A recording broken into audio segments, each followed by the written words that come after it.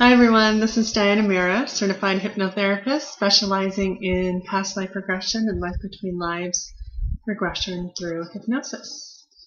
So today I want to talk to you a little bit about some of the most common questions that I get asked when a client calls in.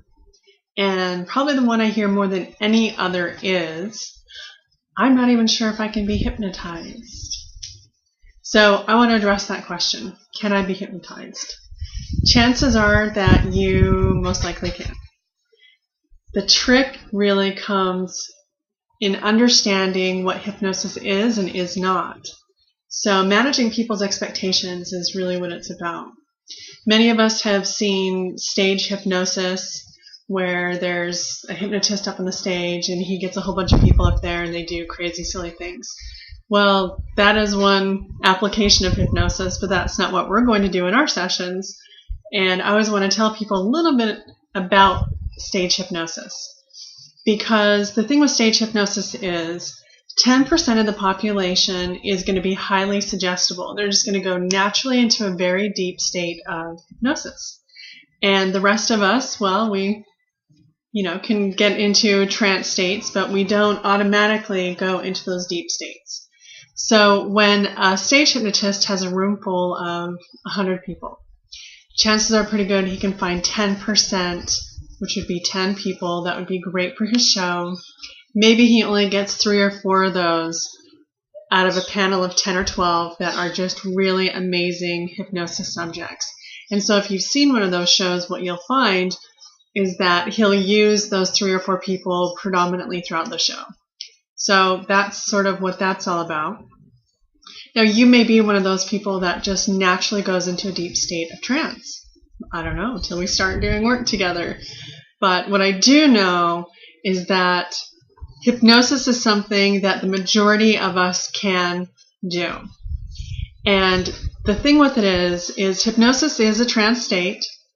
If we were to hook up your brain to some kind of device that could measure your brain patterns and brain waves, what we're going to find is in the beta state, that's our waking state, you're more alert, you're receptive. Then we go from there to the alpha state, which is a state where maybe we're daydreaming, watching television, reading a book, even driving your car. You've probably heard the term highway hypnosis. That's where that comes from. So you're still consciously aware of what's going on around you, but you've kind of just taken a little break, a little vacation, let your thoughts wander and drift. So that's alpha. And then from there we go into the theta states, which really that's where we want to work with in hypnosis, but we can certainly utilize the alpha state as well and have amazing results. But theta is typically where we want a client to get to. And the theta state, within all of these, first of all, let me preface by saying there's going to be fluctuations, right? We don't want it flatlined. No, I don't want to see that. You're going to fluctuate. And so a good hypnotherapist is going to be able to monitor you during your session. And they're going to know when you're lighter or if you need some more deepening, and they'll be able to make those adjustments with you during the session. So in theta, the point right between theta and delta, which is our sleep state, it's the state, let's say you're going to bed at night. It's that moment right before your brain shuts off. So you're lying in bed, you're just about asleep, but the doorbell rings or the phone rings. You can still consciously have awareness of it and make the choice if you want to get up and see what's going on or answer the phone, or you can continue to go into your deep delta sleep state. So that point in between the theta and the delta, right when our consciousness shuts off into dreamland, that's a really great place for us to work within hypnosis. Here again, not everyone's going to be able to get there, especially on the first try. 10% of people will. The rest of us, we just work with how it is for us, and that's the key. Trusting however it is for you. It's never going to be the same for 2 people, ever. No 2 people will ever experience hypnosis the same way.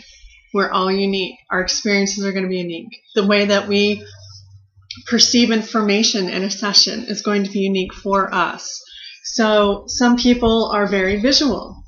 And so in a session, they may actually get the movie playing out in their mind while they're in the session, as though they're sitting in the movie theater watching a big screen.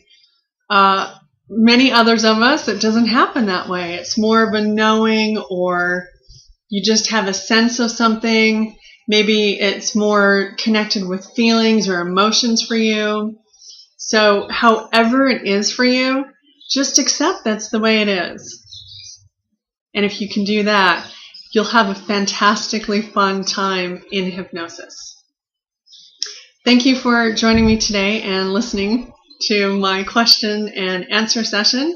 And please watch for more of these. If you have a question about hypnosis, or I don't care, you can ask me anything you want.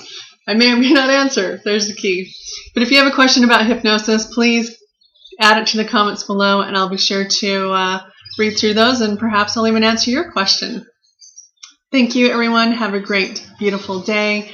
And if you want more information, check out my website at www.hypnochoice.com. Aloha.